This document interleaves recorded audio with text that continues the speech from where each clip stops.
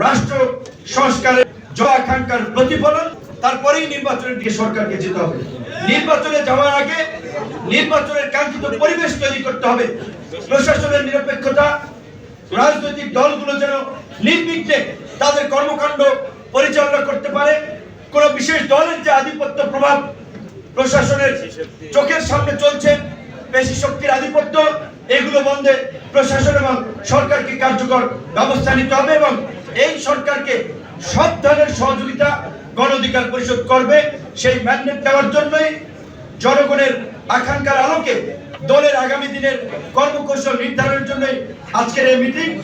আজকে আগামীতে আমরা যে একটি অবাধ, সুষ্ঠু, নিরপেক্ষ নির্বাচনের প্রত্যাশা করছি, যেখানে সকল মানুষ তাদের ভোটের অধিকার প্রয়োগের মাধ্যমে তাদের পছন্দের জনপ্রতিনিধি বাছাই করবে।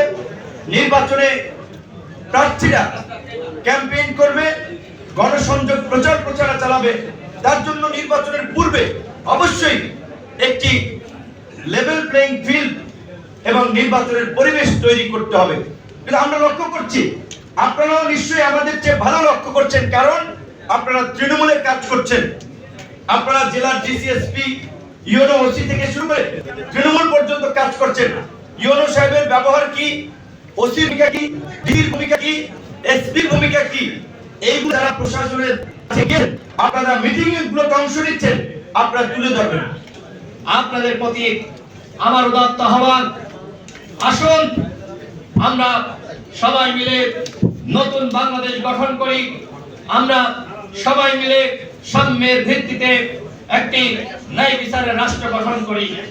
সংগ্রামী উপস্থিতি, এই জুলাই গণঅভ্যুত্থানে আপনাদের ভূমিকা, আপনারা যে ত্যাগ স্বীকার করেছেন, সেইটা অনেকে মলিন করার চক্রান্ত করে। কিন্তু ইতিহাসে আপনারা দেখেছেন যে কারো ত্যাগকে কেউ কখনোই ছোট করতে পারে নাই, মলিন করতে পারে নাই। এদেশের জনগণ জানে 2018 সালের কোন সংস্কার আন্দোলন না হলে কোনোভাবেই 24-এ কোন সংস্কার আন্দোলন শুরু হতো না এবং গণঅভ্যুত্থান হতো না।